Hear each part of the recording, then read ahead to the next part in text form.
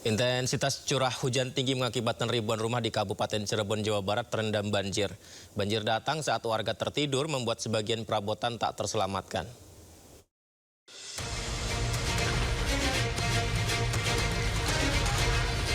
Intensitas curah hujan tinggi mengakibatkan ribuan rumah di 6 kecamatan di Kabupaten Cirebon terendam banjir. 6 kecamatan yang terdampak yakni Kecamatan Pangenan, Astana Japura, Lemah Abang, Gunung Jati, Walet, dan Kecamatan Pleret. Permukiman penduduk yang berada tak jauh dari Sungai Singaraja terendam banjir hingga ketinggian 1 meter. Kondisi diperparah setelah sungai meluap. Air datang saat warga tertidur pulas membuat sebagian perabotan tak dapat diselamatkan. Warga pun hanya bisa pasrah dengan kondisi banjir menahun. Curah hujan di sini semalam tinggi apa gimana, Bu? Iya, nggak terang-terang semalam. Dari jam berapa, Bu? Dari asar Dari sore sampai malam itu, Bu? sampai malam, nggak turun-turun. Pas air masuk jam 12. 12 malam. Pada saat itu lagi ngapain, Bu? Lagi istirahat? Tidur, kasur aja kerendam.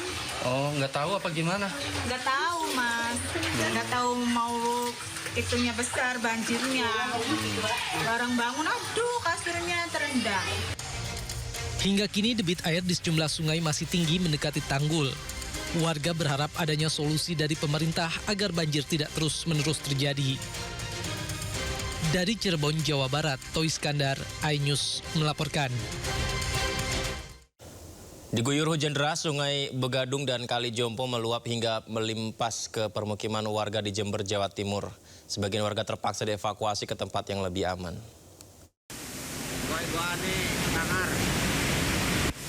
Air Kali Jompo dan Bedadung meluap hingga menerjang permukiman warga dan jalan raya di Jember, Jawa Timur. Ratusan rumah warga yang berada tidak jauh dari bantaran sungai terendam banjir dengan ketinggian 1 hingga 2 meter. Di Kecamatan Rambi Puji dan Balung, warga terutama lansia dan yang sakit dievakuasi dengan perahu karet oleh tim SAR dibantu relawan. Banjir yang tiba-tiba datang membuat warga tidak sempat mengemasi barang-barangnya.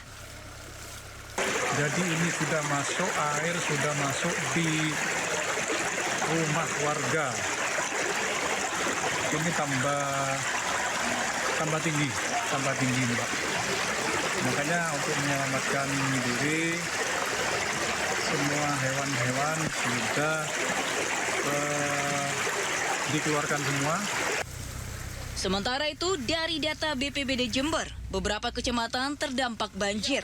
Tidak ada korban jiwa, namun warga yang terdampak berat diungsikan ke rumah tetangga dan balai desa masing-masing. Dari Jember, Jawa Timur, Bambang Sugiarto melaporkan. Usai diperbaiki beberapa bulan lalu, jembatan gantung yang menghubungkan Kecamatan Sukorambi dan Ajung Jember malah ambruk diterjang banjir, pemirsa. Aduh, kondisi jembatan sekarang kena. Awas, bener.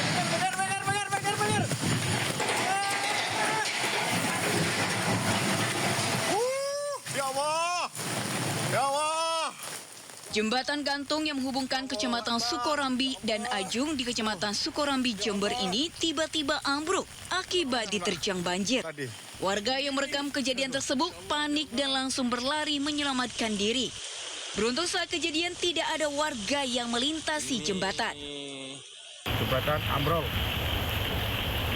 dikarenakan banyak barongan bambu dan air setinggi jembatan sampai naik ke sekitar daratan ke batas kaki jembatan, menyebabkan jembatan hanyut dan geger karena debit air sangat tinggi sekali.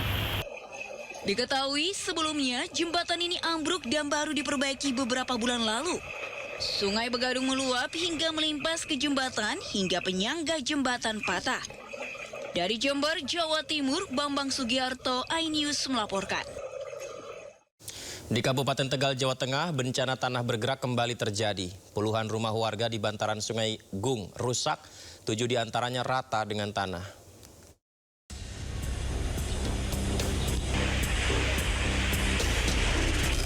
Puluhan rumah di bantaran Sungai Gung, Desa Kajen, Kabupaten Tegal rusak parah akibat bencana tanah bergerak. Curah hujan yang tinggi diduga mengakibatkan aliran sungai Gung meluap dan membuat tebing ambles hingga 2 meter.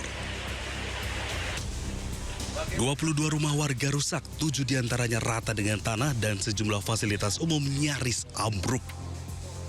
Kalau total semuanya 22. Ya. Mengungsi kemana, Pak? Ya, mengungsi sebelah rumah itu. Tangga ya? Iya, tetangga, saudara. Ya itu aja sendiri udah rusak begitu parah, Pak. Sudah nggak bisa ditempatkan. Nggak bisa dihuni lagi. Kalau yang di sebelah barat jalan gimana, Pak? Kalau sebelah barat jalan masih bisa dihuni. Cuman Itu. retak-retak juga. Cuman retak-retak juga. Akibat tanah bergerak, warga terpaksa mengungsi di sanak saudara dan tetangga. Warga pun berharap Pemkab Tegal merelokasi rumah warga seperti bencana serupa di Kecamatan Jatinegara. Dari Tegal, Jawa Tengah, Unibar iNews melaporkan.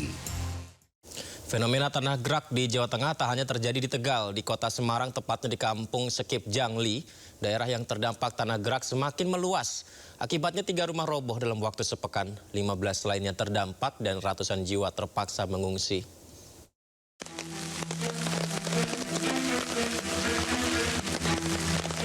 Fenomena tanah bergerak di kampung Sekip Jangli, Tembalang, Semarang semakin parah dan meluas berdasarkan keterangan Ketua RT.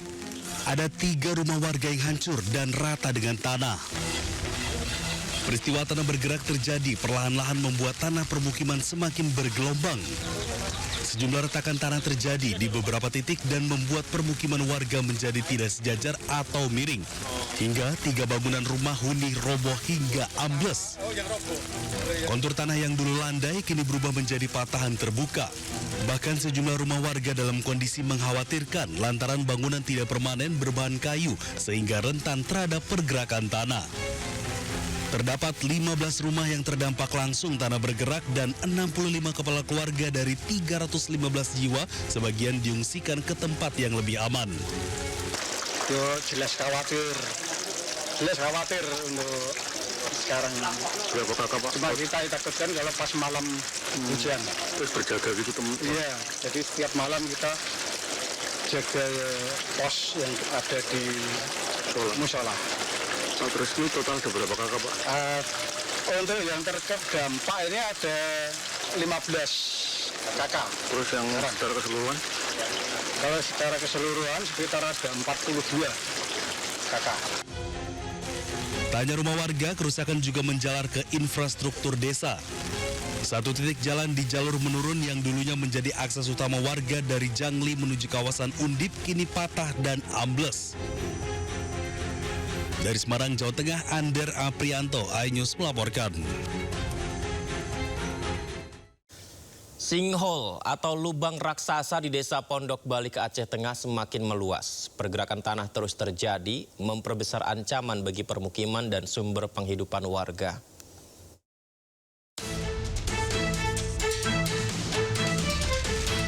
Lubang raksasa di Pondok Balik, Kecamatan Ketol Aceh Tengah semakin meluas. Sebelumnya luas sinkhole diperkirakan mencapai 3.000 meter.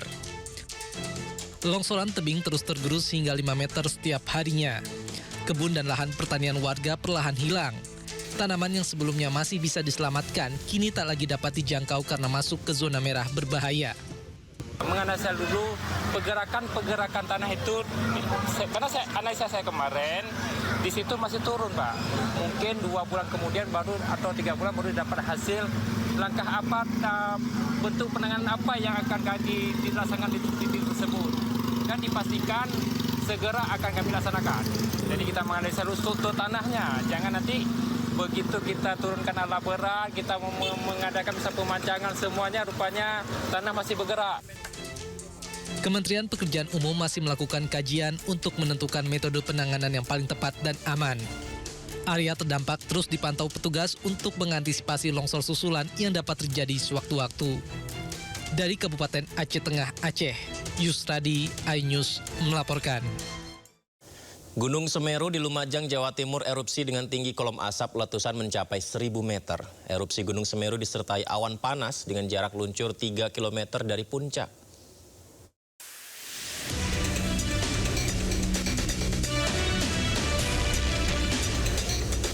Gunung Semeru meletus dengan memuntahkan kolom abu setinggi 1000 meter Jumat pagi. Erupsi ini disertai awan panas guguran dengan jarak luncur hingga 3 km dari puncak. Kalaksa BPBD Kabupaten Lumajang Isnugroho mengatakan letusan terjadi pada pagi hingga menjelang siang hari. Kolom abu mengarah ke sisi utara dan timur laut. Meski jarak luncur awan panas masih dalam radius aman dari permukiman warga, BPBD Kabupaten Lumajang mengimbau masyarakat tetap siaga karena erupsi susulan masih berpotensi terjadi sewaktu-waktu. Kami tetap standby bersama jajaran BPBD untuk melakukan mitigasi ketika nanti terjadi susulan letusan atau APG yang bisa menimbulkan dampak kepada masyarakat. Saat ini status Gunung Semeru masih berada di level 3 siaga. Masyarakat dilarang melakukan aktivitas apapun di radius 13 km dari puncak Gunung Semeru. Selain potensi erupsi, warga juga diminta mewaspadai ancaman banjir lahar. Beberapa hari terakhir, kawasan Gunung Semeru kerap diguyur hujan yang dapat memicu aliran lahar di sejumlah alur sungai berhulu di puncak. Dari Lumajang, Jawa Timur, Yayan Nugroho Anyus melaporkan. Pasca kebakaran yang melanda pabrik kimia di kawasan industri Taman Tekno Tangerang Selatan, Banten, polisi memeriksa 7 orang saksi yang terkait. Pihak kepolisian masih terus menyelidiki ada atau tidaknya peristiwa pidana.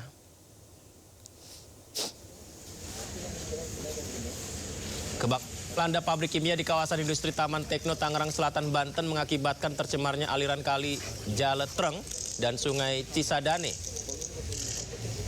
Untuk itulah Menteri Lingkungan Hidup Hanif Faisal Nurofik menyegel pabrik kimia itu memantau pencemaran lingkungan yang terjadi. Seperti yang kita lihat ini ya, ada pemantauan dan beberapa di antaranya menggunakan masker karena khawatir ada gas atau pencemaran yang juga berbahaya di udara. Kita bisa lihat ini Menteri Lingkungan Hidup bersama Kapolres Tangerang Selatan AKBP Boy Jumalolo terus melakukan pemantauan dan disampaikan sudah diperiksa 7 saksi terkait kebakaran yang terjadi di pabrik kimia hingga menimbulkan pencemaran lingkungan, pemirsa.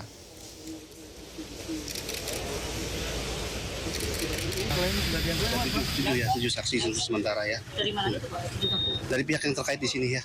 Dari karyawan sama? Ya, karyawan juga. Ya. Nanti sambil jalan ya nanti, karena kan masih proses penyelidikan. Kita masih mencari apakah ada peristiwanya, pidananya atau tidak. Sementara itu, tapi kita sudah coba untuk melakukan upaya-upaya termasuk untuk mengambil sampel segala macam. Sudah kita mengundang puslapor juga, Inapis juga kaitan dengan prosesnya. Ini kan kita yang pertama-tama kita mitigasi dulu untuk keamanan di wilayahnya dulu.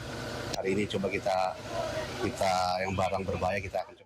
Dinas Lingkungan Hidup Kota Tangerang, Banten mengambil sampel air sungai Cisadane yang terindikasi tercemar limbah kimia cair yang membuat ratusan ikan mati. Masyarakat dihimbau untuk tidak mengkonsumsi ikan terlebih dahulu sampai hasil uji laboratoriumnya keluar. Info pagi hari ini air kali berubah warna putih agak susu dan baunya agak sedikit menyengat seperti bau minyak tanah. Aliran sungai Cisadane diduga tercemar limbah dampak dari kebakaran gudang penyimpanan kimia pestisida yang terjadi di Kota Tangerang Selatan Senin dini hari kemarin. Cemaran bahan kimia membuat biota air seperti ikan mati. Namun warga ramai-ramai menangkap ikan di sepanjang bantaran kali. Kami dari Satdimas Polres Metro Tangerang Kota menghimbau kepada warga yang tinggal di bantaran Kali Cisadane untuk saat ini tidak mengkonsumsi atau menggunakan air dari Kali Cisadane. Dinas Lingkungan Hidup Kota Tangerang didampingi Polres Metro Tangerang Kota melakukan sosialisasi perihal pencemaran limbah yang jadi pemicu matinya ikan. Petugas bidang pengendalian pencemaran dan kerusakan lingkungan Dinas Lingkungan Hidup Kota Tangerang juga mengambil sampel air sungai Cisadane di beberapa titik. Sampel akan digunakan uji laboratorium untuk mengetahui dampak besaran cemaran yang telah terjadi. Kami juga di sini sekaligus sosialisasi dan wawaran bersama teman-teman Polres kepada masyarakat karena kemarin ada beberapa ikan yang memang banyak mengambang ya, terus juga masyarakat juga memang banyak yang mengambil. Ini juga kita sosialisasikan. Pertama, sementara kami mengambil sampel air ini, baku mutu kualitas airnya untuk tidak dikonsumsi dahulu, sambil nanti ada informasi yang lebih jelas dari kami kepada masyarakat.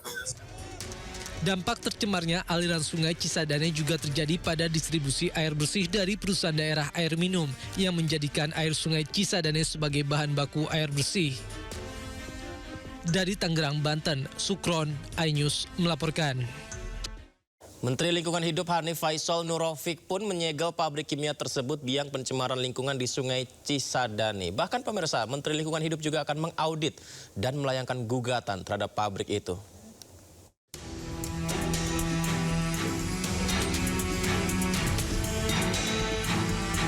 Pasca kebakaran yang melanda pabrik kimia di kawasan industri Taman Tekno Tangerang Selatan, Banten, Menteri Lingkungan Hidup Hanif Faisal Nurofik beserta jajaran mengunjungi pabrik kimia dan aliran Kali Caletrang.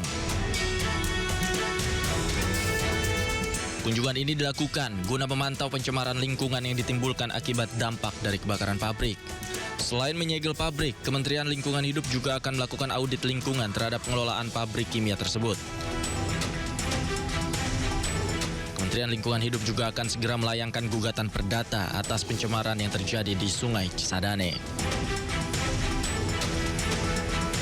Kami akan memerintahkan pengelola kawasan untuk melakukan audit lingkungan secara presisi untuk mengambil langkah-langkah yang diperlukan.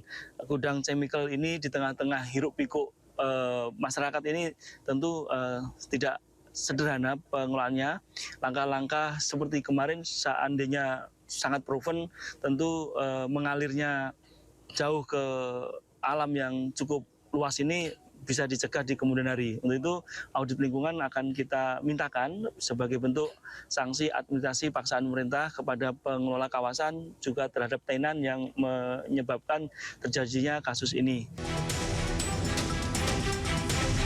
Sementara itu, polisi telah memeriksa 7 orang saksi terkait kebakaran yang terjadi di pabrik kimia hingga menimbulkan pencemaran lingkungan. Polisi juga tengah menunggu hasil uji laboratorium forensik untuk melanjutkan proses hukum lebih lanjut. Kita sudah coba untuk melakukan upaya-upaya termasuk untuk mengambil sampel segala macam. Juga kita mengundang puslapor juga, Inapis juga kaitan dengan prosesnya. Ini kan kita yang pertama-tama kita mitigasi dulu untuk keamanan di wilayahnya dulu.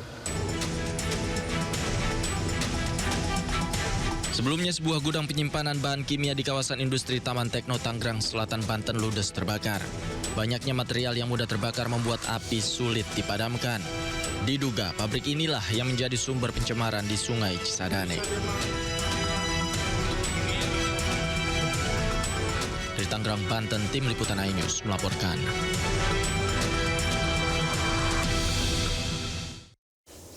Kita ke informasi lainnya, pemirsa. Jenazah co-pilot Smart Air Kapten Baskoro Andi Anggoro dimakamkan di TPU Kebun Kelapa, Jakarta Timur, Jumat sore. Baskoro merupakan salah satu dari 2 korban penembakan kelompok kriminal bersenjata di Bovendigul, Papua Selatan. Dan seperti inilah suasana haru mewarnai pemakaman duka Kapten Baskoro di TPU Kebun Kelapa, Jakarta Timur.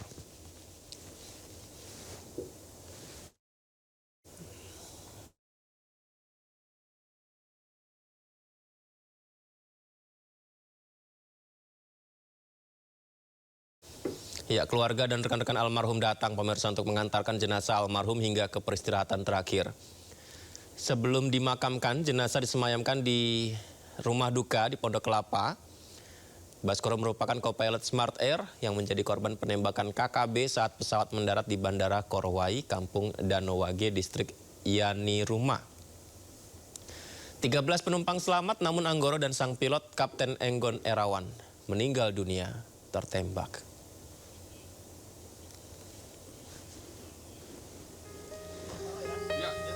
Sementara itu, pemirsa, inilah suasana duka jenazah pilot Smart Air Kapten Enggon Erawan yang dimakamkan Kamis malam tadi. Kita lihat tangisan meninggalkan dimakamkannya jasad almarhum. Pemakaman dilakukan di TPU Tanah Kusir 3 Kebayoran Lama, Jakarta Selatan, di mana usai sebelumnya disemayamkan di rumah duka wilayah Ciputat, Tangerang Selatan. Ya, kita lihat ya, suasana haru nampak menyelimuti proses pemakaman almarhum, karena almarhum dikenal sangat baik semasa hidupnya.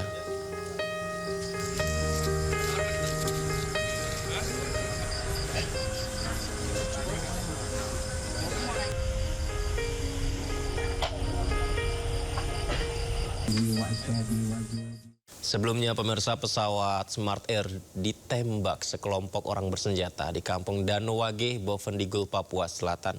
Hal ini mengakibatkan pilot dan kopilot pesawat tersebut meninggal dunia di lokasi.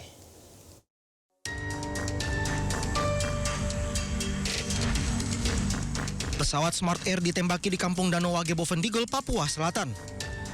Penembakan berawal saat pesawat tiba di lapangan terbang Korowai Batu. Usai mendarat, pesawat ditembaki oleh sekelompok orang bersenjata. Akibatnya pilot bersama penumpang menyelamatkan diri ke hutan. Namun pilot dan kopilot tertangkap dan langsung ditembak hingga meninggal dunia di lokasi. Ya, kalau untuk sementara yang kita pastikan itu ada korban 2 orang, tapi untuk yang lainnya kita belum tahu. Untuk situasi sampai saat ini? Sampai saat ini memang situasi kita sudah berusaha untuk berhubungan dengan kondisi masyarakat di sana ataupun masyarakat yang bisa kita hubungi. Sementara situasi belum ada perkembangan lebih lanjut, tapi yang pasti terakhir kita tahu ada 2 korban tersebut. Brigjen Faisal juga telah menyiapkan pasukan dan akan diberangkatkan ke lokasi kejadian. Sementara terkait pelaku penembakan masih dalam penyelidikan. Ikatan Pilot Indonesia menyampaikan duka yang sangat mendalam atas gugurnya Kapten Egon Erawan dan Kapten Baskoro setelah ditembak sekelompok orang bersenjata di Bandara Korowai Batu, Papua Selatan. Ikatan Pilot mengecam dan mengutuk keras tragedi penembakan itu.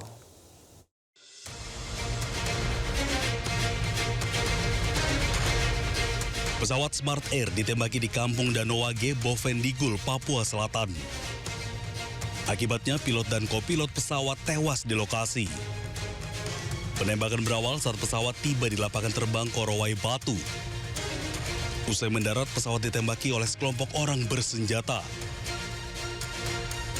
Pasca penembakan terhadap Kapten Egon Erawan dan Kapten Baskoro, Ikatan Pilot Indonesia menyampaikan duka mendalam atas gugurnya rekan sejawat mereka.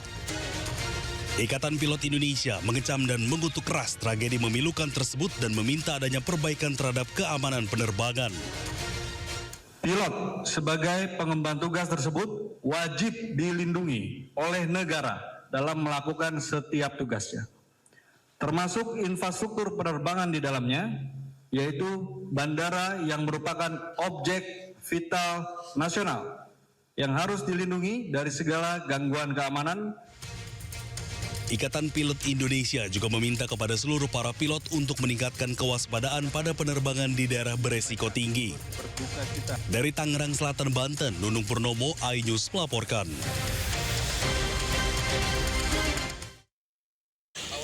Pemirsa, polisi mendalami latar belakang dan penyusun materi stand up mensrea Panji Pragiwaksono. Sejumlah pertanyaan terkait hal itu telah dilayangkan pada Panji saat melakukan klarifikasi pada Jumat lalu.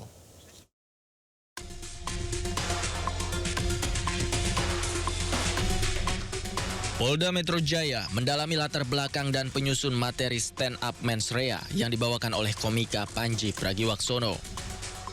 Penyidik telah memberikan 63 pertanyaan pada Panji dalam undangan klarifikasi pada hari Jumat yang lalu. Beberapa hal didalami oleh penyidik, diantaranya soal latar belakang, tujuan, dan penyusun materi stand up mensrea. Saudara PP sudah dilaksanakan pemeriksaan dengan 63 pertanyaan. Ini pemeriksaan penyidik mendalami materi terkait latar belakang, siapa yang menyusun materi, serta tujuan penyampaian di acara mensrea. Ada 27 orang yang sudah dimintai keterangan, termasuk pelapor, saksi-saksi. Ini akan berkembang kepada nanti akan permintaan keterangan klarifikasi dari ahli. Sebelumnya Panji Pragiwaksono telah memberikan klarifikasi kepada Polda Metro Jaya terkait konten mensrea pada 6 Februari yang lalu. Ia menyatakan siap untuk berdialog dengan para pelapor yang melaporkan dirinya. Dari Jakarta, Tim Liputan iNews melaporkan. Siap berdialog dengan para pelapor. Ini menarik pemirsa, kita simak ya bagaimana komika Panji Pragiwaksono memberikan klarifikasi terkait materi tayangan stand up komedinya Mensrea di Polda Metro Jaya. Panji diperiksa terkait 5 laporan serta 1 aduan soal dugaan penghasutan di muka umum dan penistaan agama. Ada blocking mas, boleh ditutup, maju lagi mas. Di tengah aja.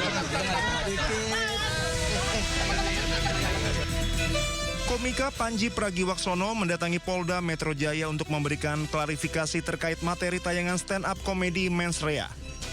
Pemanggilan Panji terkait 5 laporan serta 1 aduan soal dugaan penghasutan di muka umum dan penistaan agama yang dinilai pelapor dapat membuat gaduh serta menimbulkan perpecahan. Termasuk dari itu dari 5 laporan polisi dan 1 pengaduan. Jadi total kita gabungkan dalam pemanggilan untuk mengingat bahwa objek yang dilaporkan juga sama dalam kegiatan di Mensrea. Panji diperiksa selama hampir 8 jam dengan 63 pertanyaan dari petugas. Panji menyebut dirinya tidak merasa telah melakukan penistaan agama dalam kontennya di Mensrea. Ya, saya tadi menjalani prosesnya, saya coba untuk jawab pertanyaan dari polisi sebaik mungkin. Saya ada pada posisi tidak merasa melakukan penistaan agama. Jadi prosesnya tadi jalan dengan cukup lancar, pertanyaannya terjawab dan ya kita ikutin prosesnya aja. Dalam keterangannya, penasihat hukum Panji, Haris Azhar menyebut petugas menunjukkan potongan video Panji dalam Mensrea saat pemeriksaan untuk menyelidiki terkait laporan yang diajukan kepada Panji. Ada 63 pertanyaan, lalu dipertunjukkan kepada Panji diperlihatkan video-video dari akun-akun kira-kira saya bilangnya potongan-potongan video dari akun-akun bukan Netflix terkait dengan sejumlah potongan atau yang memuat pernyataan-pernyataan Panji di dalam pertunjukan Mensrea. Dalam kasus ini, petugas akan terus mendalami sejumlah hal terkait laporan terhadap Panji Pragiwaksono. Selain Panji, polisi juga telah melakukan pemeriksaan dan klarifikasi terhadap 1 orang yang merupakan pembuka acara Mensrea. Dari Jakarta, Tim Liputan iNews melaporkan. Ya, kalau kita ingatkan memang tayangan stand up komedi bertajuk Mensrea milik Panji Pragiwaksono akhirnya berbuntut panjang pemirsa. Dan kini Panji harus menghadapi 6 laporan hukum terkait materi stand up komedinya itu. Selamat malam atasan Presiden Republik Indonesia, let's go! Apapun yang gua katakan, orang gak bisa marah, kan menurut keyakinan saya.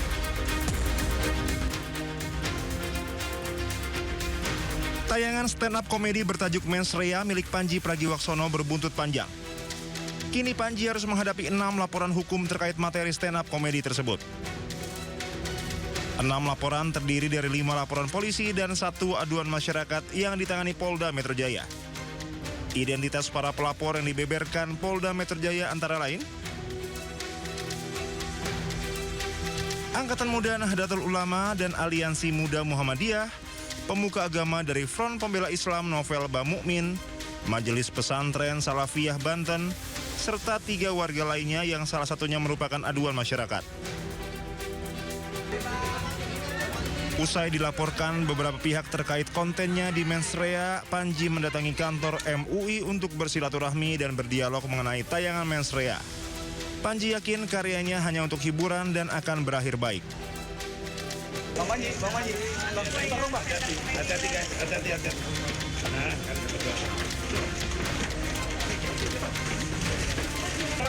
Dari 5 laporan dan 1 aduan tersebut, polisi melayangkan surat panggilan kepada Panji untuk memberikan klarifikasi. Diambil keterangan termasuk dari itu dari 5 laporan polisi dan 1 pengaduan. Jadi total kita gabungkan dalam pemanggilan untuk mengingat bahwa objek yang dilaporkan juga sama dalam kegiatan di mensrea. Panji diperiksa selama hampir 8 jam dengan 63 pertanyaan dari petugas. Panji menyebut dirinya tidak merasa telah melakukan penistaan agama dalam kontennya di mensrea. Ya, saya tadi menjalani prosesnya, saya coba untuk jawab pertanyaan dari polisi sebaik mungkin. Saya ada pada posisi tidak merasa melakukan penistaan agama. Jadi prosesnya tadi jalan dengan cukup lancar, pertanyaannya terjawab dan ya kita ikutin prosesnya aja. Selain Panji, polisi juga telah melakukan pemeriksaan dan klarifikasi terhadap 1 orang yang merupakan pembuka acara mensrea. Dari Jakarta, tim liputan Anyus melaporkan. Tidak hanya mengikuti jalur hukum, pemirsa, komika Panji Pragiwaksono juga menjalani sidang adat dan budaya Toraja di Tanah Toraja, Sulawesi Selatan. Panji didenda membayar 1 ekor babi dan 5 ekor ayam dengan bulu yang berbeda. Dari kehadiran Mas Panji. Dalam sidang adat Toraja, para tokoh adat, pemangku adat, serta 32 perwakilan wilayah adat sepakat sanksi yang dijatuhkan kepada Panji adalah bentuk pertanggungjawaban atas pernyataannya yang dinilai melukai nilai dan martabat budaya suku Toraja. Denda adat yang dikenakan ke Panji berupa 1 ekor babi dan 5 ekor ayam dengan bulu yang berbeda. Sanksi tersebut merupakan simbol pemulihan keseimbangan dan penghormatan terhadap adat istiadat Toraja yang telah dilanggar. Dalam sidang, Panji secara terbuka menyampaikan permohonan maaf. Mengakui bahwa materi yang menyinggung tersebut muncul karena ketidaktahuannya secara mendalam terhadap budaya Toraja. Berdasarkan prosesi tadi adalah dengan tidak lagi menyakiti dan melukai dan mengganggu keharmonisan masyarakat serta alam Toraja. Jadi rasanya itu yang paling penting. Ketika pemberitaan teman-teman naik juga ke media, saya rasa masyarakat juga jadi mengerti betapa indahnya proses budaya di Toraja. Sementara tokoh adat Toraja menyebut sanksi ini merupakan upaya menjaga marwah adat Toraja. Panji telah menjelaskan bahwa semua itu dia tidak ketahui. Dan oleh sebab itu kita masyarakat Toraja juga kita harus sadar dan harus mengerti apa yang dilakukan Panji, dan saatnya sekarang sudah datang berterima kasih dan minta maaf kepada kita. Para tokoh adat Toraja berharap kasus ini menjadi pembelajaran bersama bahwa kebebasan tetap memiliki batas, terutama ketika menyangkut kehormatan adat dan suku di Indonesia. Dari Tanah Toraja, Sulawesi Selatan, Jufri Tonapa, iNews melaporkan. Pemirsa, terima kasih masih bersama kami. Belakangan ada gak sedikit yang bertanya ke saya di media sosial saya, Mas Yudi, hari ini gimmicknya apa? Hari ini gimmicknya apa? Saya beritahu gimmick saya hari ini, pemirsa. Hari ini tidak ada gimmick. Karena kalau kita bicara soal Palestina, Gaza, maka tidak ada gimmick. Sudah terlalu lama kita melihat penderitaan warga Palestina, kepedihan, bahkan nyawa melayang yang dialami warga Palestina. Apalagi sakit sekali kita melihat anak-anak yang juga sangat menderita di sana ya. Sehingga yang dibutuhkan adalah kejelasan sikap negara di dunia bahwa kedaulatan, kesejahteraan Palestina adalah mutlak tanpa gimmick-gimmick, pemirsa. Ini juga yang kita harapkan diwujudkan dalam beberapa forum. Menariknya Board of Peace di dalamnya yang menggaungkan kedaulatan kepada Palestina.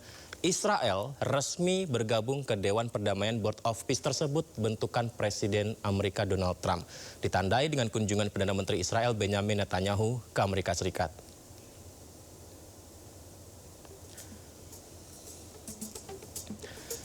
Inilah pertemuan Menlu Amerika Serikat Marco Rubio. Netanyahu menandatangani dokumen resmi keanggotaan Israel sebagai bagian dari Dewan Perdamaian Board of Peace bentukan Presiden Amerika Donald Trump.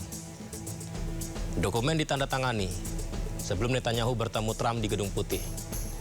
Salah satu misi Dewan Perdamaian sendiri yakni mengakhiri konflik Gaza. Akan tetapi pemirsa, bendera Palestina hanya ada di meja saya. di studio tadi. Tapi di tempat yang kita saksikan ini, Palestina sama sekali tidak dilibatkan dalam dewan itu. Israel sebagai salah satu pihak yang berkonflik justru terlibat sebagai juru penengah. Sementara juru bicara Kementerian Luar Negeri Yvonne Mewengkan menegaskan masuknya Israel ke dalam Dewan Perdamaian tidak menggoyahkan komitmen Indonesia memperjuangkan perdamaian. Kekerasan di Gaza harus dihentikan. Maupun di semua forum yang ada, Indonesia sejak awal menuntut penghentian kekerasan terhadap warga sipil, mengecam pelanggaran hukum internasional, termasuk hukum humaniter internasional yang terjadi di Gaza, akses bantuan kemanusiaan, serta realisasi solusi dua negara. Dalam konteks tersebut, Indonesia melihat pentingnya keterlibatan para pihak yang berkonflik sebagai bagian dari proses menuju perdamaian. Indonesia oleh karenanya akan memanfaatkan keanggotaan di Board of Peace untuk juga aktif mendorong keterlibatan otoritas Palestina dan memastikan seluruh proses tetap berorientasi pada kepentingan Palestina dan menghormati hak-hak dasar rakyat Palestina serta mendorong terwujudnya solusi dua. Ini adalah sebelumnya ya, di mana kita saksikan Presiden Prabowo Subianto juga menandatangani piagam pembentukan Dewan Perdamaian di Davos, Swiss, tanggal 22 Januari 2026 lalu, bulan lalu. Dewan Perdamaian dibentuk menyelesaikan konflik global dan salah satunya ketegangan di Gaza.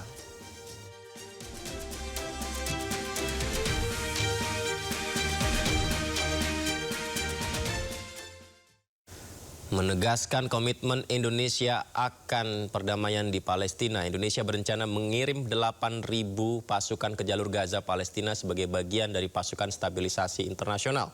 Pasukan ISF merupakan bagian dari upaya Dewan Perdamaian atau Board of Peace bentukan Presiden Amerika Serikat Donald Trump.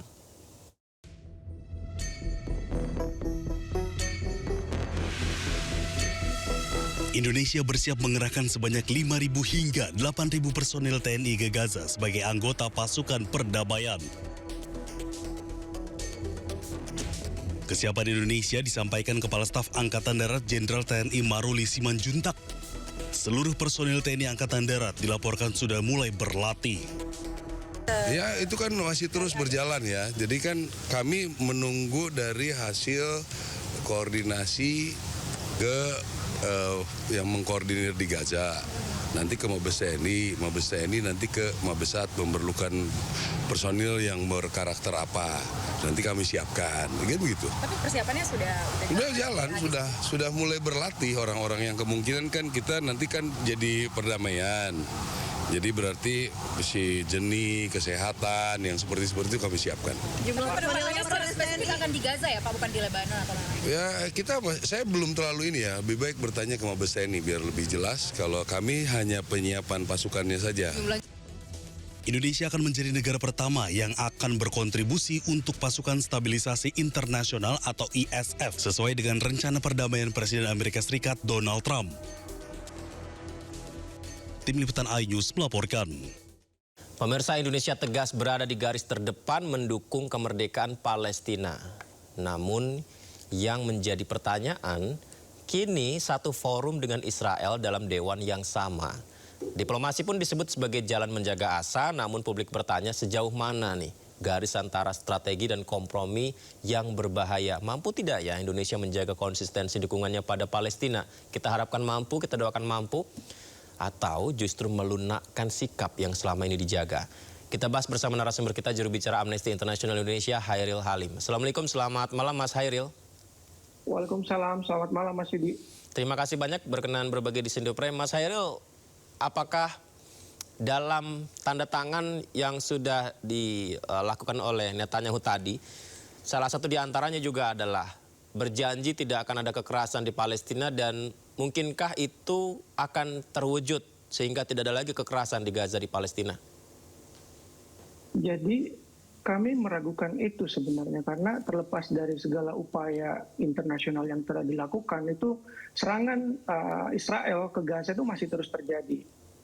Apalagi kita tahu Board of Peace ini adalah bukan forum yang didesain untuk meminta pertanggungjawaban Israel atas kejahatan genosida, atas kejahatan pendudukan ilegal di sana, atas kejahatan kemanusiaan lainnya seperti kejahatan apartheid dan juga segala bentuk pelanggaran HAM yang terjadi di di Palestina sana. Jadi kami ragu, apalagi harusnya Indonesia itu mengambil langkah multilateral seperti mendukung putusan ICJ untuk mendorong proses hukum terhadap kejahatan genosida maupun segala kejahatan pendudukan ilegal Israel di Palestina sana. Jadi ini adalah forum yang salah untuk bagi perjuangan rakyat Palestina, dan sayangnya pemerintah Indonesia memilih untuk bergabung ke sana, dan sampai saat ini kami juga belum bisa memahami sepenuhnya penjelasan dari pemerintah Indonesia mengapa bergabung dengan board of peace ini. Mas, Amnesty berkirim surat ke DPR ya, menyoroti soal bergabungnya Indonesia ke BOP, Board of Peace ini. Apa saja yang digarisbawahi Mas di sana, Mas? Jadi kami menggarisbawahi bahwa Indonesia itu memiliki tanggung jawab mandat internasional untuk mendorong proses hukum terhadap Israel atas kejahatan genosida, yang terlebih lagi yang telah berdekade lamanya, yaitu pendudukan ilegal di sana. Itu yang harusnya didorong oleh Indonesia. Oleh karena itu kami mendorong mengirimkan surat kepada DPR untuk agar DPR mengambil fungsinya sebagai check and balance untuk mempertanyakan keputusan politik luar negeri Indonesia ini bergabung dengan Board of Peace. Karena ini keputusan yang penting sesuai dengan mandat konstitusi. Konstitusi kita mengatakan bahwa seharusnya tidak ada lagi penjajahan di atas dunia, dan Indonesia malah ingin duduk satu forum bersama Israel yang melakukan pendudukan ilegal di Palestina. Apakah ini tidak bertentangan dengan konstitusi? Jika alasannya adalah untuk melihat kestabilan dunia internasional, kemudian melihat strategi yang tepat, maka kita mungkin harus mengetahui terlebih dahulu di awalnya seperti apa, mencari gambaran luasnya terlebih dahulu. Apakah itu bisa menjadi pembenaran untuk bergabung di Board of Peace? Saya kira itu bukan suatu pembenaran, karena sangat jelas Board of Peace ini tidak melibatkan Palestina. Bagaimana mungkin upaya rekonstruksi di Palestina ini dilakukan oleh pihak-pihak yang seharusnya bertanggung jawab terhadap segala bentuk kejahatan genosida yang terjadi di sana, dan juga Indonesia berada di dalamnya tanpa mendorong proses hukum terhadap Israel. Jadi agak sulit kita melihat arah Board of Peace ini kedepannya seperti apa. Kami mendengar pada saat tanda tangan pertama di Davos ya, Presiden Prabowo Subianto, di sana juga Donald Trump memberikan rencana jangka panjangnya. Salah satunya adalah membangun ekonomi di Palestina untuk bisa lebih baik lagi dan menghasilkan lapangan pekerjaan. Apakah itu menjadi solusinya, Mas? Saya kira itu bukan solusi. Pembangunan fisik, pembangunan infrastruktur tanpa tanpa membawa perdamaian bagi rakyat Palestina itu itu adalah suatu perdamaian yang semu. Karena bagaimana mungkin kita mencapai perdamaian di Palestina tanpa melibatkan orang Palestina? Itu yang menjadi dasar utama mengapa Board of Peace ini sangat bermasalah. Karena mencoba untuk melakukan rekonstruksi, mencoba untuk mengatur wilayah Palestina, dalam hal ini Gaza, tanpa melibatkan Palestina sama sekali. Jadi seharusnya Indonesia itu melihat hal ini terlebih dahulu melihat hal ini bahwa ada permasalahan di dalam Board of Peace ini. Kenapa tidak melibatkan warga Palestina? Oleh karena itu kita melihat bahwa ini lebih kepada membawa agenda-agenda yang nanti condong mengarah kepada kepentingan Amerika dan juga kepentingan Israel di dalam rekonstruksi Gaza ini. Baik, Mas Heryl dan juga pemirsa, sebelumnya kami juga disclaimer dulu, ini sudah mengundang DPR dan MUI, tapi hingga saat ini masih belum ada yang bersedia. Baik, Mas, kalau misalnya ini sudah berjalan karena sudah ditandatangani dan ada beberapa negara yang bergabung, bahkan Indonesia ada di sana, artinya kan proyek atau misi perdamaian yang diakui begitu ini akan segera dikerjakan. Apa konsekuensi yang harus dipahami yang berpotensi terjadi jika ini terus berjalan seperti rencana Trump? Ya, konsekuensi paling nyata adalah sebenarnya ini bisa membenarkan praktek genosida yang terjadi di Israel. di Palestina sana. Karena apa? Karena yang seperti yang saya bilang tadi di awal tadi bahwa Board Office ini sama sekali tidak mendorong adanya upaya hukum terhadap segala kejahatan yang terjadi di Palestina. Jadi ini bisa membenarkan praktik-praktik genosida di sana karena tidak ada upaya hukum terhadap Israel dan juga tidak ada upaya hukum terhadap akar permasalahan yang terjadi di Palestina. Akar permasalahan utamanya sebenarnya pendudukan ilegal Israel di sana, dan entah kenapa kita tidak melihat peran yang kuat dari pemerintah Indonesia untuk mengarah ke sana, tapi malah bergabung dengan dengan Board Office bentukan Trump ini. Kami juga melihat mengikuti perkembangan di media yang dimana ada berita yang menyatakan bahwa nanti pada saat meeting perdana Board Office di Amerika ini, Indonesia juga akan menandatangani perjanjian tarif dengan Amerika. Jadi kami sangat khawatir jika kesepakatan untuk bergabung dengan Board Office ini merupakan bagian dari perjanjian dari tarif dagang yang dilakukan oleh Indonesia dan Amerika. Dan itu kami sangat khawatir itu bisa menjadi konteks besarnya. Tapi ini yang harus dijelaskan pemerintah Indonesia mengapa meeting perdana Board Office itu nanti bisa bersamaan dengan penandatanganan perjanjian tarif antara Indonesia dan Amerika. DPR gimana tanggapannya, Mas? Kami belum mendapatkan respon resmi dari DPR setelah mengirimkan surat, dan kami masih menunggu. Dan kami harap kalau memang DPR ingin mengundang kami rapat dengar pendapat, kami sangat terbuka untuk menjelaskan sikap dan posisi kami dan juga langkah-langkah apa yang seharusnya dilakukan Indonesia untuk memperjuangkan Palestina di tingkat internasional. Bukankah kemarin juga Presiden sudah memanggil beberapa tokoh ya Mas ya, dan juga diplomat begitu, beberapa di antaranya akhirnya mencoba memahami dan memberi kesempatan kepercayaan kepada pemerintah akan hal itu. Saya kadang berpikir apakah mungkin akan ada terjadi perdebatan ketika Presiden menyampaikan hal ini, karena sebelumnya tokoh ini ada yang juga menolaknya begitu. Tapi ketika selesainya sepertinya ada alasan yang bisa dipertimbangkan. Apakah Amnesty melihat itu atau sama sekali 0% untuk sebuah alasan untuk gabung di Board of Peace? Kami sebenarnya sikapnya tetap mendukung sistem multilateral yang ada. Jadi dan sedangkan BOP ini, Board of Peace ini di luar dari sistem multilateral yang sudah dibangun.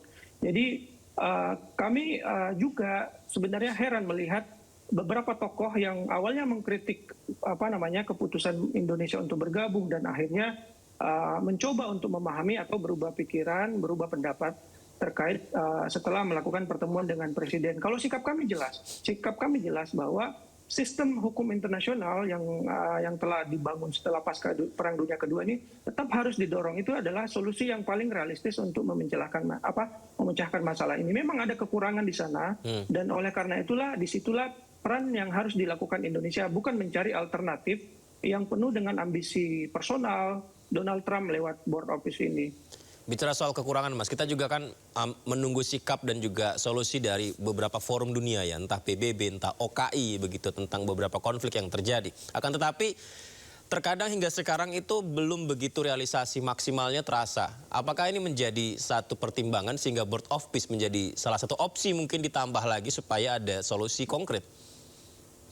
Saya rasa itu bukan karena sistem internasional kita tidak berjalan akhirnya kita membutuhkan BOP ini. Ini lebih kepada ambisi personal Donald Trump untuk dan kita nggak tahu apakah nanti BOP ini lebih menekankan pada proyek-proyek infrastruktur di sana yang dimana nanti orang-orang dekat dengan Donald Trump bakalan mengambil keuntungan dari sana. Itu yang kita khawatirkan karena seperti yang saya bilang tadi, ini BOP ini bukan lahir dari kegelisahan terhadap kebuntuan dalam proses diplomasi internasional. Menurut kami, negara-negara termasuk Indonesia belum melakukan upaya yang cukup kuat di dalam sistem multilateral yang kita punya ini sebelum mencoba untuk mengambil alternatif yang sebenarnya alternatifnya ini ya bermasalah BOP ini.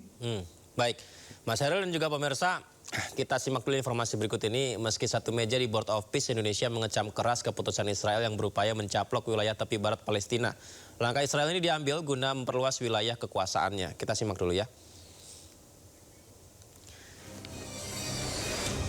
Ini diungkapkan Menteri Luar Negeri Sugiono dalam pernyataan bersama dengan para Menteri Luar Negeri 7 negara mayoritas Muslim yang diunggah di akun media sosial Kemlu. Langkah ilegal dinilai sebagai memaksakan kedaulatan Israel yang tidak sah dan memperkuat aktivitas permukiman penduduk Israel.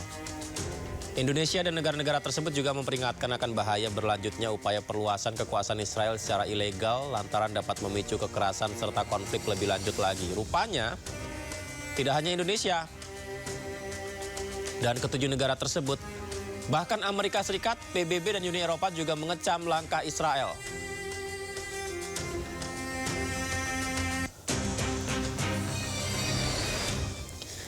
Baik, Mas Hairil, ini seperti dejavu ya, beberapa kali serangan-serangan yang dikecam oleh negara-negara lain. Apakah kecaman seperti yang tadi saya bacakan beritanya itu cukup membuat Israel untuk tahu diri begitu bahwa mereka melakukan sebuah pelanggaran? Saya kira kecaman sudah banyak dilakukan oleh pihak-pihak di komunitas internasional, tapi memang impunitas ini sangat kuat terhadap impunitas bagi Israel ini sangat kuat. Disinilah permasalahan utamanya, tidak boleh ada impunitas. Maaf Mas, impunitas itu maksudnya seperti apa Mas Hairil? Impunitas itu adalah suatu pelanggaran yang dilakukan tanpa adanya proses hukum. Jadi disinilah permasalahan utamanya, adanya impunitas bagi Israel, tidak adanya upaya untuk mendorong proses hukum terhadap Israel. Inilah yang membuat Israel sebenarnya tidak peduli terhadap segala kecaman yang mereka terima.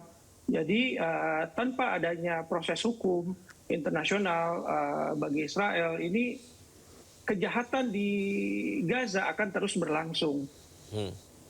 Maukah Mas Hairil untuk memberikan waktu pemerintah dalam hal ini bergabung di Board of Peace, perkembangannya seperti apa ke depan sehingga jangan-jangan ini memang ada solusinya di sana?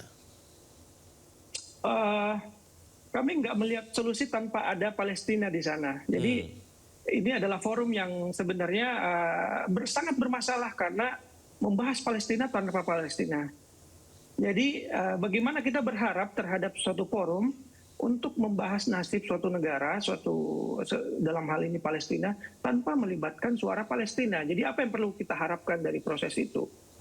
Jadi tanpa adanya Palestina di sana, saya kira dan kami yakin Palestina tidak akan dilibatkan di sana karena seperti kita tahu sikap Benjamin Netanyahu itu sangat menolak adanya pelibatan Palestina di sana. Dan kalau kita lihat membaca laporan media internasional itu, dan bahkan Netanyahu itu bisa menentukan siapa negara yang bisa mengirim pasukan ke Gaza nanti. Jadi tanpa melibatkan sama sekali otoritas di Palestina sana. Jadi Board of Peace ini forum Presiden Amerika Serikat yang membentuk forum perdamaian atau personal Donald Trump yang membentuk forum perdamaian? Sulit dipisahkan sebenarnya posisinya, karena posisi Donald Trump sebagai Presiden Amerika dan memang kebijakan politik luar negeri Amerika sekarang dikontrol oleh personal, yaitu individu seorang presiden yang bernama Donald Trump. Jadi memang dan Donald Trump ini ya seperti kita tahu sangat mendukung kebijakan-kebijakan Israel di sana, di Palestina, dan sama sekali tidak mendorong adanya upaya-upaya untuk mendengarkan suara-suara dari Palestina itu sendiri. Karena kan khawatirnya apabila misalkan kemudian kita mundur begitu, apakah ini akan mengganggu hubungan Indonesia dan Amerika Serikat? Karena sebelumnya sudah join nih. Saya kira tidak begitu berpengaruh kalau memang Indonesia memutuskan untuk meninjau ulang keputusannya tersebut, asalkan itu didasarkan pada pertimbangan bahwa kami menghormati upaya sistem internasional yang ada, oleh karena itu kita menarik diri dan juga fokus untuk melakukan upaya diplomasi internasional lewat forum-forum multilateral yang sudah ada, salah satunya yang mendorong proses hukum terhadap Israel di ICJ. Baik, Mas Hairil, kita doakan kedaulatan untuk Palestina kesejahteraan untuk Palestina dan juga kesejahteraan untuk rakyat Indonesia juga ya. Terima kasih Mas Hairil sudah berbagi bersama kami. Sehat selalu Mas Hairil. Assalamualaikum. Selamat malam. Waalaikumsalam. Terima kasih. Masih bersama kami, Roy Suryo CS minta kasusnya dihentikan dan diterbitkan SP3. Permohonan itu disampaikan melalui surat yang dikirim ke Irwasum Mabes Polri Komjen Wahyu Widada. Roy Suryo, Rismond Sianipar, dan Dr. Tifa mengirimkan surat ke Inspektur Pengawasan Umum Mabes Polri Komjen Pol Wahyu Widada. Surat itu berisi permintaan penghentian penyidikan terhadap kasus fitnah ijazah palsu.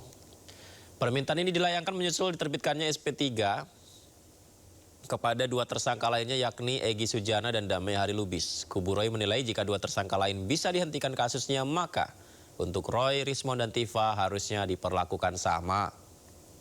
Selain itu, permohonan penghentian kasus Roy Suryo CS juga didasari oleh keterangan ahli yang dihadirkan yaitu mantan Wakapolri Ugroseno. Ini adalah press conference kita yang penting karena kita mengajukan sebuah surat yang penting, yaitu harusnya kasus ini dihentikan penyidikannya karena dari awal sudah melanggar undang-undang, melanggar peraturan. Jadi undang-undang dan peraturan di bawah undang-undang. Jadi baru saja rekan kami yang dipimpin oleh Saudara Al-Katiri itu menyampaikan surat ke Irwasum ya di Mabes Polri sana, tapi press conference-nya tetap di sini. Dan ini suratnya sudah ada tanda terimanya ya. Jadi suratnya sudah diterima dan nanti saya akan bacakan sekilas isi suratnya apa.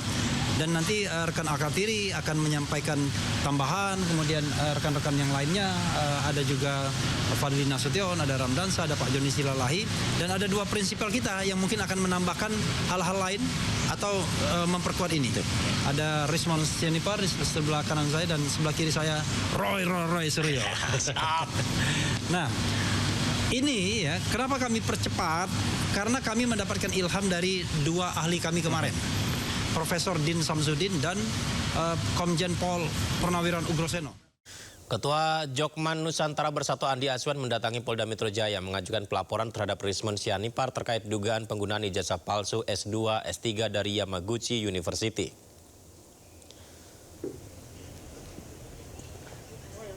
Ini juga tentang ijazah ya pemirsa, tapi kali ini pelaporan diajukan oleh Andi Azwan. Dugaan ijazah palsu S2, S3 penggugat ijazah Presiden ke-7 Joko Widodo.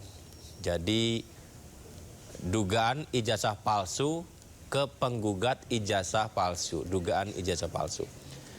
Ya pemirsa, Rismond Sianipar diketahui merupakan lulusan Universitas Yamaguchi. Dan hal ini diduga, Andi Azwan menduga lantaran warna ijazah S3 milik Rismond Sianipar terlihat berbeda.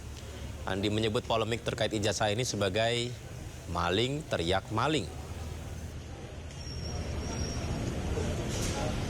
Bang Bill ya, panggil topik di laki itu Bang Bill ini mengenai laporan yang tadi kita buat. Dan ini semuanya sudah ada mens reanya ya. Jadi kalau dikatakan selama ini maling teriak maling, inilah yang terjadi ya. Bahwasanya ini adalah sesuatu yang mereka lakukan mempolarisasi kehidupan masyarakat kita sehingga terbelah yang di bawah. Biar bagaimanapun kebenaran pasti akan menemukan jalannya. Ahli dari kubu Roy Suryo CS Bonatua Silalahi hari ini datang ke KPUD DKI Jakarta. Bonatua datang menerima salinan ijazah lagi dari Presiden ke-7 RI Joko Widodo. Ini menerima salinan ijazah pada saat Presiden ke-7 RI Joko Widodo menjadi Gubernur DKI Jakarta 2012 ya. Kita bisa lihat Bonatua Silalahi menerima salinan ijazah juga dari KPUD DKI. Permintaan penyerahan salinan ijazah Jokowi ini dikabulkan oleh Komisi Informasi Pusat KIP setelah dimenangkan sidangnya ya, yang menyatakan bahwa dokumen itu sifatnya terbuka. Sebelumnya sebenarnya Komisi Pemilihan Umum Pusat juga sudah memberikan salinan ijazah Jokowi tahun 2014-2019 yang digunakan untuk mencalonkan diri saat Pilpres. Kemudian nantinya, jadi yang Capres sudah, kemudian Cagup sudah, nantinya KPU Solo, Cawalkot juga diminta untuk menyerahkan salinan ijazah Jokowi saat mencalonkan diri sebagai Wali Kota Solo. Setelah terkumpul, Bonatua menyatakan akan kembali menguji keaslian dan kecocokan salinan ijazah-ijazah itu.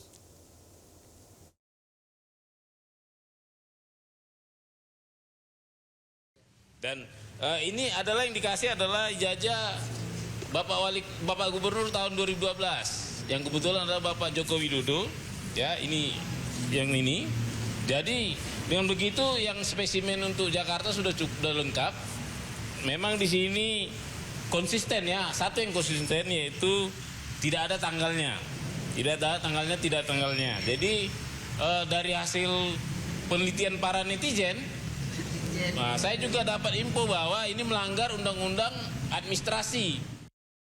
Ya, setelah disampaikan sebelumnya, KPU juga sudah menyerahkan salinan ijazah Jokowi tanpa sensor sama sekali kepada Bonatua Silalahi. Dokumen itu diunggah Bonatua ke media sosialnya dan mendapat beragam respon dari warganet. Warganet menyoroti cap legalisir pemirsa di dokumen ijazah itu.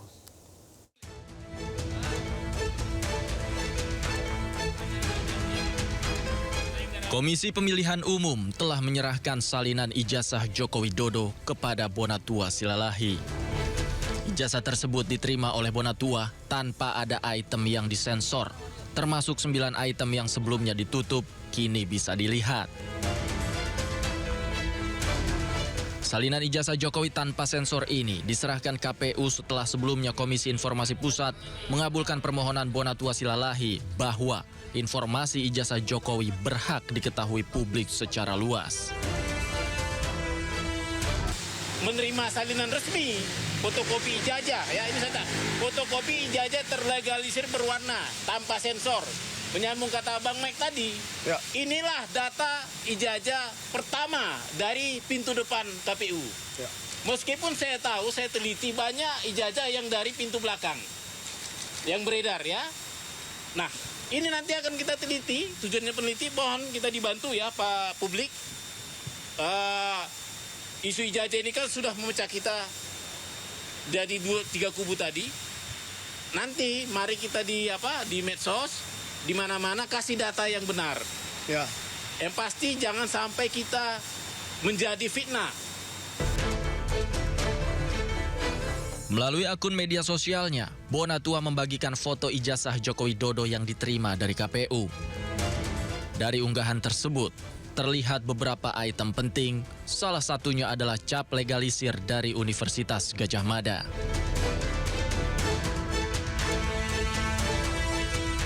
Unggahan itu juga mendapat beragam komentar dari warganet. Beberapa di antaranya menyayangkan tak ada tanggal yang tertera pada cap legalisir ijazah tersebut. Meski beberapa item tak lagi disensor, namun warganet tak lantas percaya dan tetap bertanya, bisakah dokumen ini membuktikan keaslian ijazah Joko Widodo?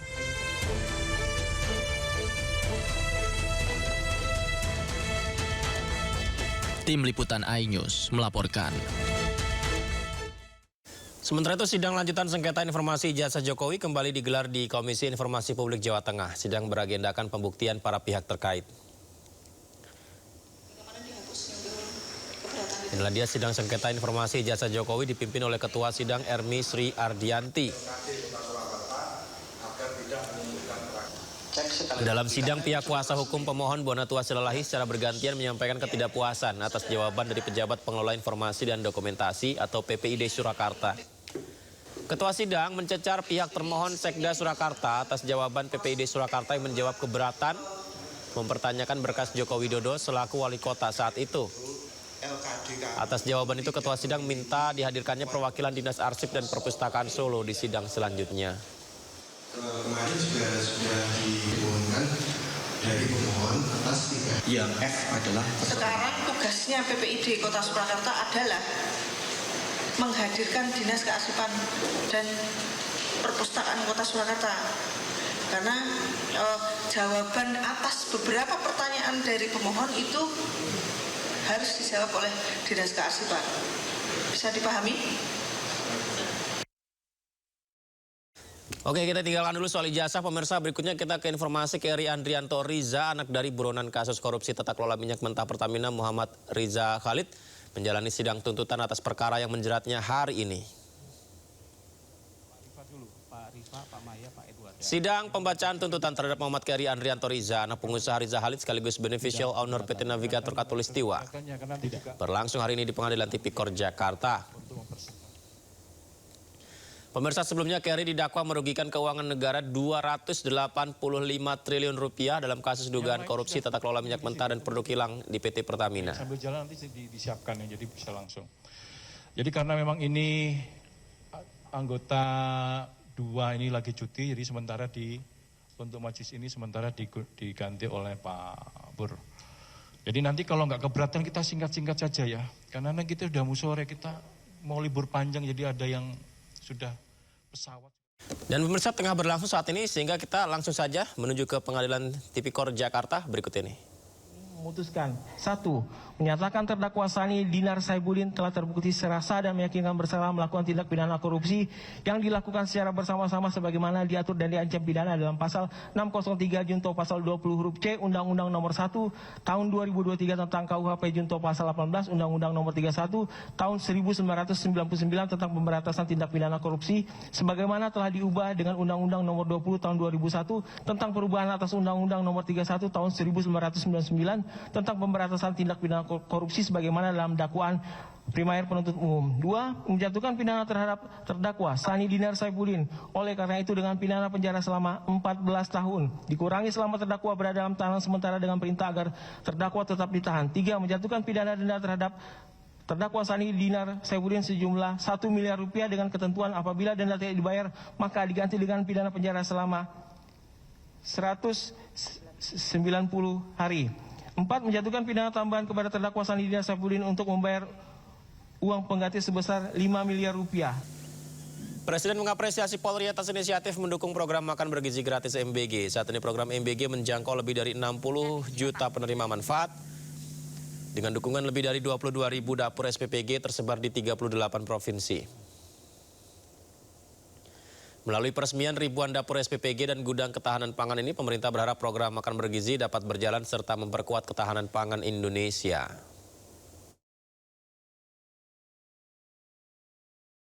Ada momen menarik pemirsa saat Presiden Prabowo menghadiri peresmian SPPG dan gudang ketahanan pangan yang berlangsung di SPPG Polri di Palmerah, Jakarta Barat. Dalam kesempatan itu, Presiden mencicipi langsung menu makan bergizi gratis.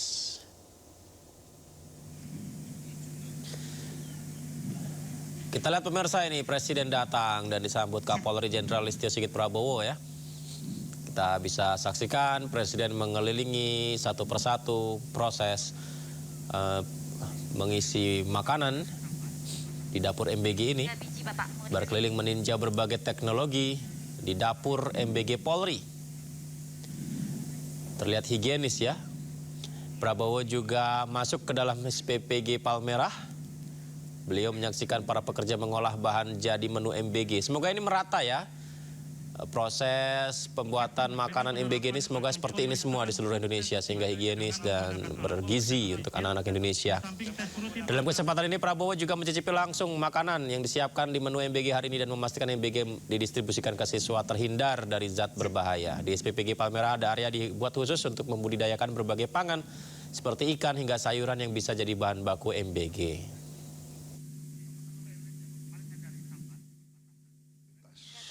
Rakyat.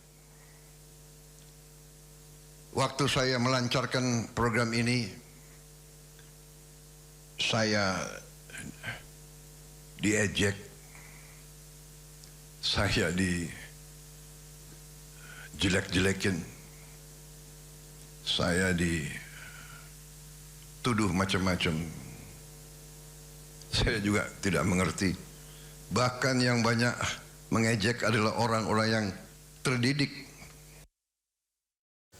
Dan Presiden juga menganugerahkan tanda kehormatan bintang jasa kepada Wakapolri, Kepala Badan Gizi Nasional, dan sejumlah pejabat negara lainnya. Penganugerahan dilakukan dalam peresmian 1.179 SPPG dan 18 gudang ketahanan pangan Polri tadi.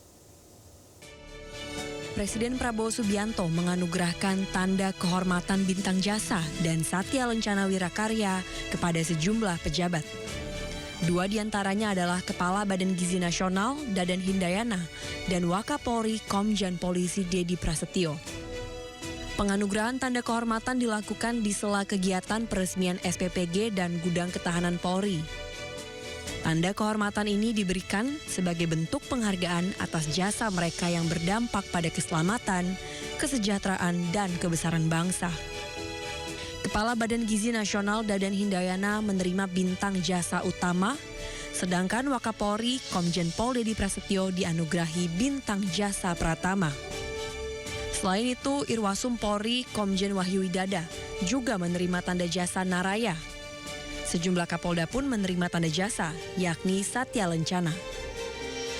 Penganugerahan ini sekaligus menegaskan peran sentral institusi Polri dan lembaga terkait, termasuk BGN, dalam penguatan ketahanan pangan nasional yang menjadi fokus perhatian pemerintah.